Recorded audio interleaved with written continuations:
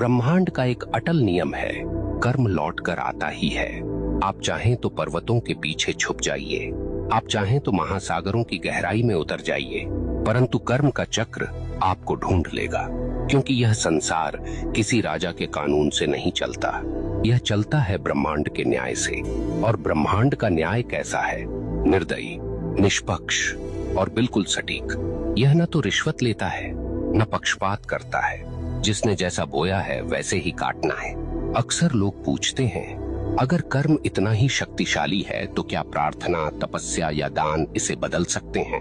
सुनिए, प्रार्थना से आपका हृदय शुद्ध हो सकता है, तपस्या से आपका मन स्थिर हो सकता है, दान से आपके कर्मों में प्रकाश जुड़ सकता है, परंतु जो किया है उसका फल भुगते बिना कोई विकल्प नहीं।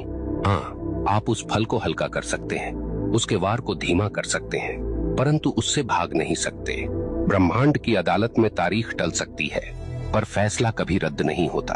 अब सोचिए, जब आप किसी इंसान के साथ अन्याय करते हैं तो वास्तव में क्या होता है? वह इंसान आपको कोसता है, उसकी आत्मा से निकली आह सीधी ब्रह्मांड तक पहुंचती है और ब्रह्मांड इसे दर्ज कर लेता है। अब वह आह आपके जीवन की राहों पर कांटे बनकर बिछती है। कभी वह आपके काम बिगाड़ देती है, कभी वह आपके घर में कलह भर देती है, कभी वह आपके मन को बेचैन कर देती है। और आप सोचते हैं ये सब क्यों हो रहा है, पर आपको याद नहीं रहता कि आपने किसी और की राह काटी थी। आप भूल गए, पर ब्रह्मांड ने नहीं भुलाया। यहाँ एक बात और समझ लीजिए, कर्म केवल नकारात्मक नहीं होता। जैसे बुरा कर्म लौटता है, वैसे ही अच्छा कर्म भी लौटता है। कभी किसी को सच्चे दिल से सहारा दिया तो वह सहारा एक दिन आपके लिए दीवार बनकर खड़ा हो जाएगा।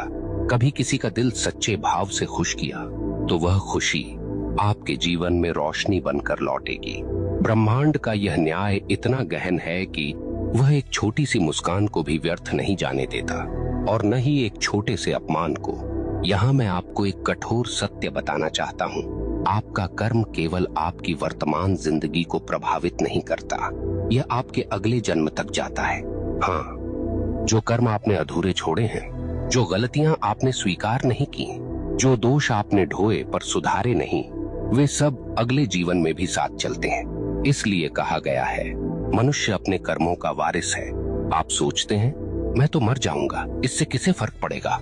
परंतु मरने से कर्म का खाता बंद नहीं होता। आपके शरीर का अंत होता है, पर आपकी आत्मा वही सब लेकर आगे बढ़ती है। ब्रह्मांड तब तक चैन नहीं लेता जब तक आपको आपके कर्मों का फल न दिला दे। अब आपसे एक प्रश्न पूछता हूँ, क्या आपने कभी देखा है कि कोई बच्चा जन्म लेते ही संघर्ष में होता है और कोई जन्म लेते ही वैभव में? क्या आपने कभी सोचा है क्यों कोई अपंग पैदा होता है और क्यों कोई जन्म से ही स्वस्थ और बलवान? क्यों कोई भूख में जन्म लेता है और क्यों कोई सोने की थाली लेकर? यह सब संयोग नहीं, यह सब कर्म का लेखा है। ब्रह्मांड किसी को बिना कारण दुख या सुख नहीं देता। अब एक और गहरी बात, कर्म केवल व्यक्तिगत नहीं, सामूहिक भी होता है। कभी आपने देखा है कि किसी पूरे समाज पर विपत्ति आती है, पूरा नगर डूब जाता है, पूरा गांव अकाल झेलता है, कभी कभी पूरे राष्ट्र पर संकट आता है। क्यों? क्योंकि उस समाज के सामूहिक कर्म का परिणाम वही होता है। अगर लोग सामूहिक रूप से अन्याय करें, सामूहिक रूप से भ्रष्टाचार करें, सामूहिक रूप से निर्दोषों को सताएं, तो उसका फल सबको भुगतना पड़ता है।